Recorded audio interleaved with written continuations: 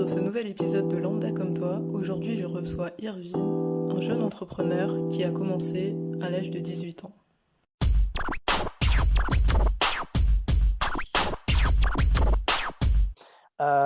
Bonjour, je m'appelle Irvine Barrette, je suis le dirigeant de la société SB France Événements qui rassemble plusieurs marques, notamment DJ IDF, événementsextérieurs.fr et Saglis. Ok, d'accord. Et juste une question, à partir de quand t'es passé de DJ IDF à tout le reste? Donc, très très récemment en fait. Si tu veux, la structure, la SAS a été créée il y a un mois à peu près, un mois et demi. Sinon, avant, je fonctionnais sous la micro-entreprise.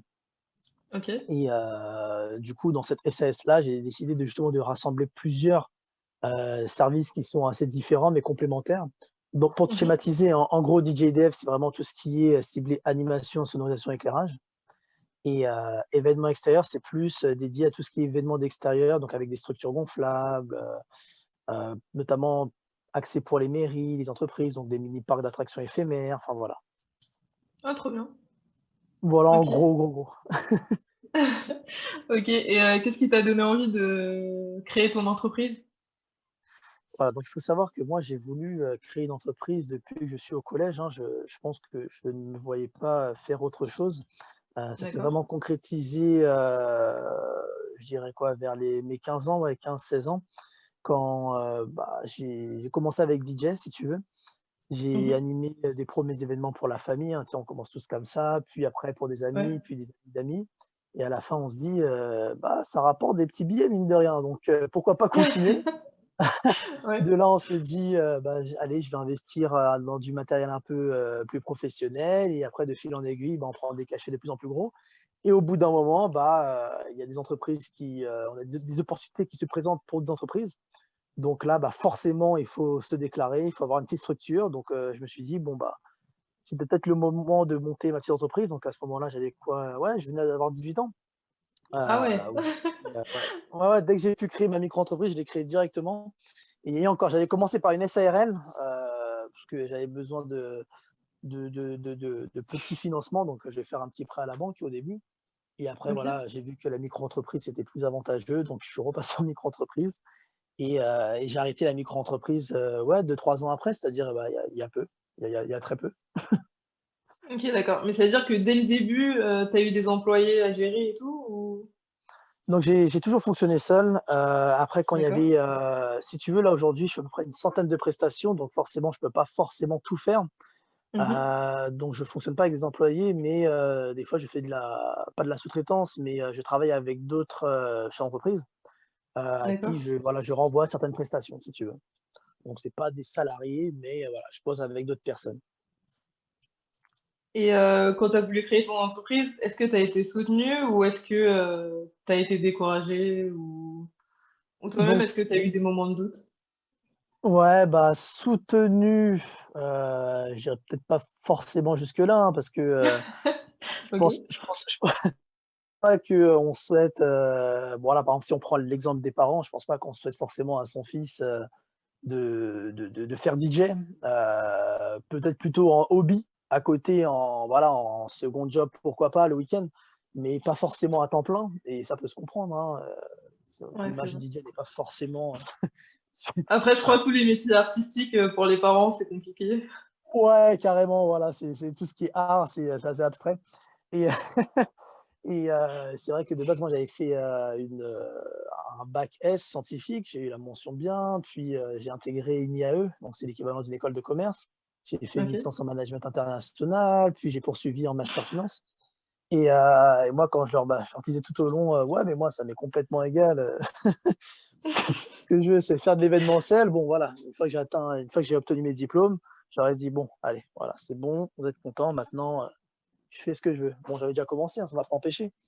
Mais voilà, ça les a rassurés, donc dire soutenu, après oui, quand ils ont commencé à voir que, et mes proches autour de moi que, ça a rapporté, qu'on peut en vivre et découragé non, mais pas forcément soutenu, donc voilà, je pense qu'on s'est compris.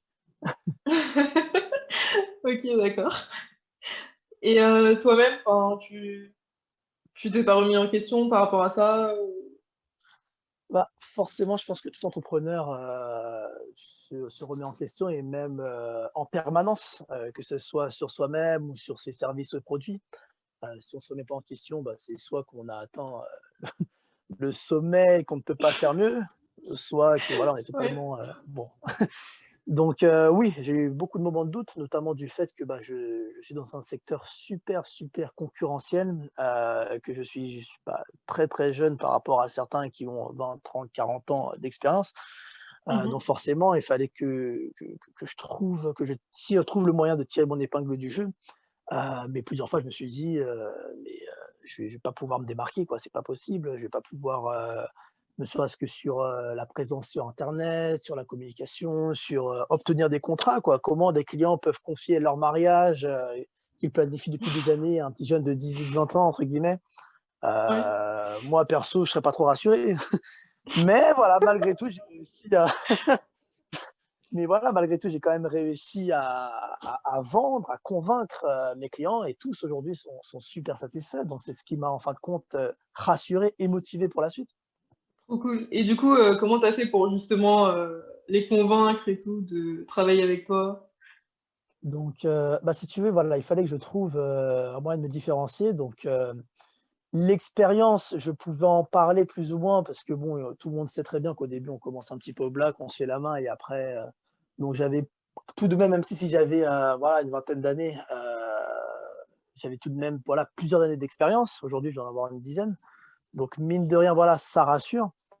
Après voilà, OK. j'ai beaucoup joué sur l'image. J'ai beaucoup joué sur l'image, j'essaie de voir un petit peu ce qui pêchait dans la profession, et j'ai vu que, voilà, la plupart, des DJs ou des responsables d'entreprises, d'agences événementielles, ont une communication assez old school et n'utilisent pas forcément, tous les outils d'aujourd'hui. Donc voilà, j'ai essayé de donner une image un peu jeune et c'est exactement, ce qui plaît aux gens.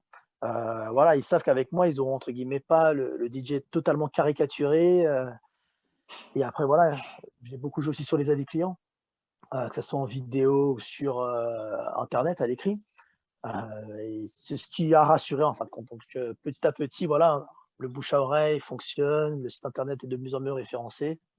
Donc c'est comme ça, petit à petit que j'ai pu, «réussir» entre guillemets. Cool. Et du coup, tu dirais quoi à des jeunes comme toi, qui voudraient monter leur boîte?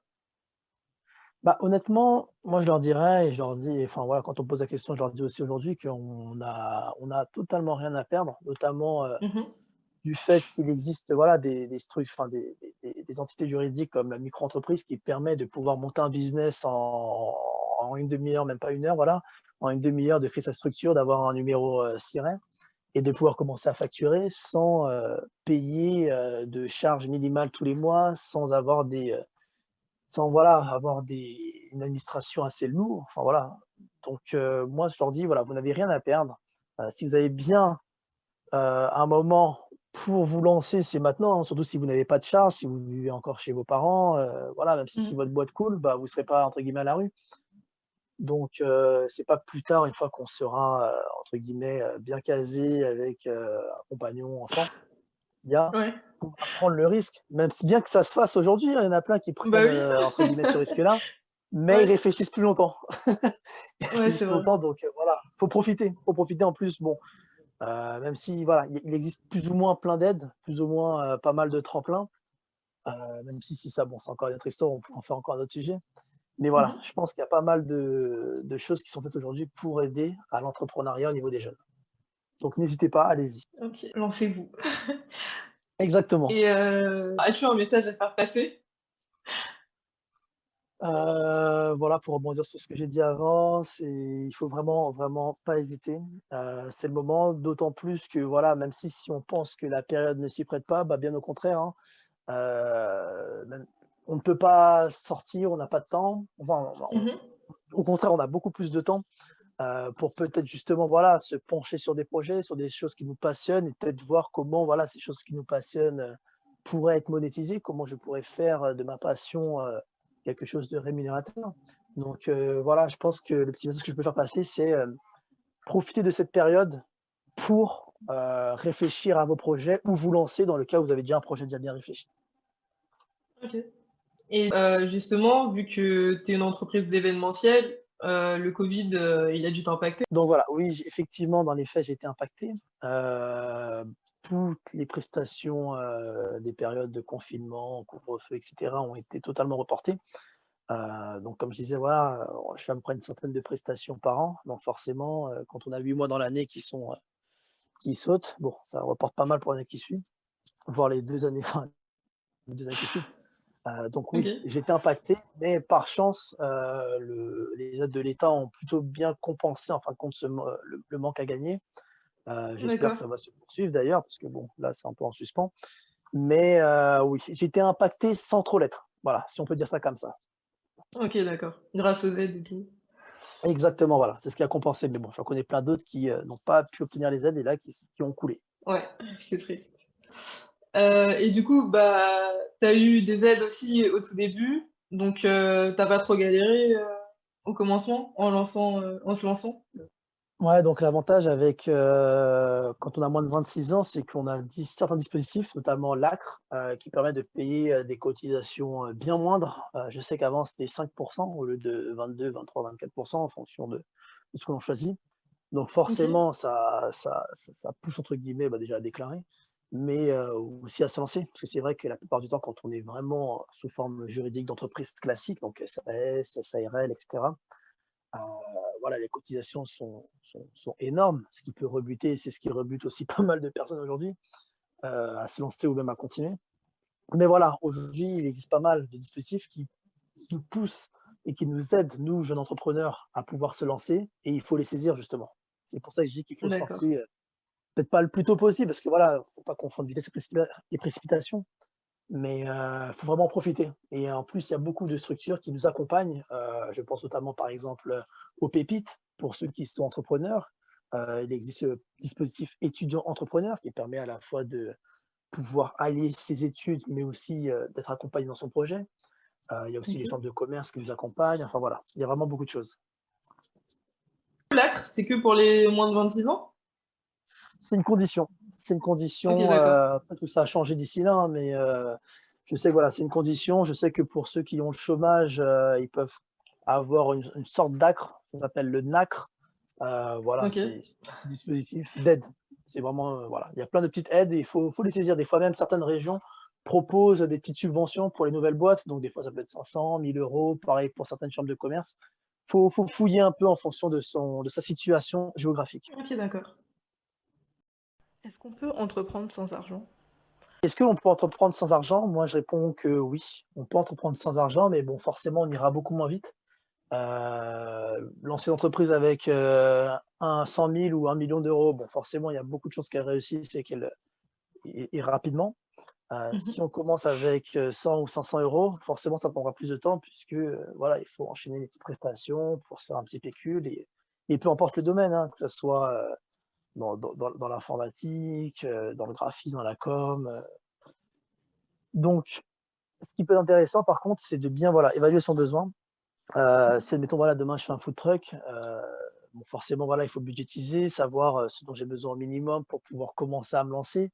Bien évidemment, voilà, toujours dans l'idée de ne pas se précipiter, il faut, toujours partir sur de bonnes bases, ne pas forcément rogner des fois sur les tarifs, hein, parce que faut toujours se dire: quand je vais avoir des clients, j'espère fournir, des prestations de qualité, donc du coup, forcément qu'eux-mêmes me paient à ma juste valeur. Donc si forcément moi derrière j'ai du matériel de basse qualité, susceptible de me lâcher à n'importe quel moment, bon voilà, c'est un peu moyen. Donc faut être cohérent aussi de son côté.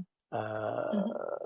voilà, j'ai du matériel de qualité, heu et surtout, ne pas être découragé. Voilà, c'est pas parce qu'on n'a pas d'argent qu'on ne peut pas se lancer, on peut toujours faire, voilà, si besoin, un petit prêt ou sinon, comme je disais, voilà, faire une petite presta, Mmh. économiser, encore une autre, économiser, puis investir et ainsi de suite. C'est peut-être même ce qu'il y a de mieux, parce que du coup, on sait plus ou moins, gérer son argent, on ne le dépense pas inutilement. Mais OK, d'accord. voilà, sachez que, ce n'est pas un frein de ne pas avoir d'argent. OK, ben cool. C'est motivant. Pour ceux qui se posent la question de savoir s'ils peuvent, faire une activité extrascolaire à côté de leurs études et de leur projet d'entreprise, sachez que vous pouvez le faire. J'en connais plusieurs qui l'ont fait, qui le font encore aujourd'hui. Et notamment, moi, par exemple, je sais que je suis dans le haut niveau depuis maintenant presque 10 ans. Ça fait 8-9 ans que je suis en équipe de France de boxe chinoise et là, je viens de passer combattant professionnel en MMA. Et à côté de ça, voilà, comme je disais auparavant, j'ai suivi une formation en licence de management international et une formation en master finance. Et ça ne m'a pas empêché de monter mes structures à côté. Donc, ne voyez pas ça comme un frein, mais au contraire, ça vous permettra aussi de continuer à vous évader, à penser aussi à autre chose. Il n'y a pas forcément que les études ou le business dans la vie, quoi. Du coup, si on veut te retrouver, où est-ce que on peut te retrouver? Ok. Donc, dans le cas où vous souhaiteriez animer un événement, que ce soit un mariage, un anniversaire ou bien même une précédente entreprise, hein, si, si un jour vous voulez faire un événement d'entreprise pour votre boîte, vous pouvez me contacter sur le site web www.dj-idf.fr pour tout ce qui est prestations d'animation, sonorisation et éclairage. Et dans le cas où vous souhaiteriez avoir des structures gonflables, organiser des petits événements en extérieur ou grands événements, j'entends par là petit festival, concert, parc d'attractions, vous pouvez me contacter sur www.événement-extérieur.fr. Top. Bah, merci d'avoir participé. Merci à toi. Merci d'avoir écouté cet épisode de Lambda comme toi. Si toi aussi tu souhaites participer, envoie-moi un email à lambdacommetoi @gmail.com. Je te dis à bientôt pour un nouvel épisode de Lambda comme toi.